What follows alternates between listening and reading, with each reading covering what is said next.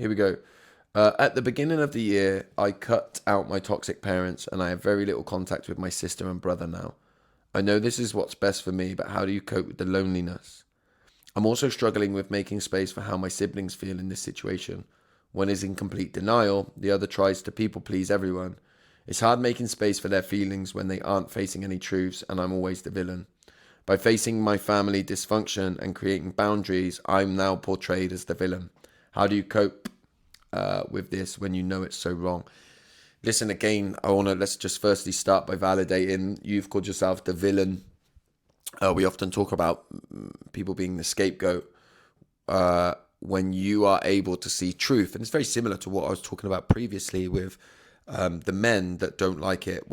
If they don't like being around truth, if truth makes somebody feel uncomfortable, rather than dealing with that discomfort, they will make the expresser of the truth the problem. They will scapegoat you. They'll make you the villain.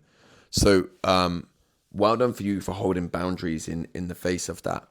It's very difficult with the siblings. One of the chapter in my book, when we look at like healing my relationships, is I think it's really important to, the only thing that you can do is take responsibility to what you need out of your siblings. You deserve more from the people around you, right?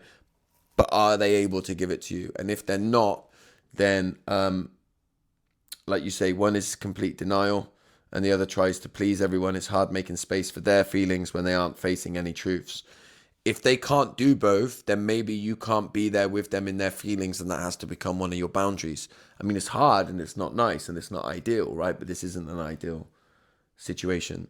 And then as for the loneliness, I really believe in community. One of the things that I'm most proud of on my socials and on my social channels like that is that I feel like the space has become a bit of a community, even in the comments section. But like, we have our breathing space online. You should come and check that out. But it doesn't always have to be a community of that nature. You know, gyms, clubs, whatever it is, find ways to get out. We need in our world more than ever to find community. It's one of the reasons I'm starting these spaces called Belong, where we're trying to make accessible community for people so you can go and meet other likely minded people. And that's really, really important to me. So yeah, thank you for the question.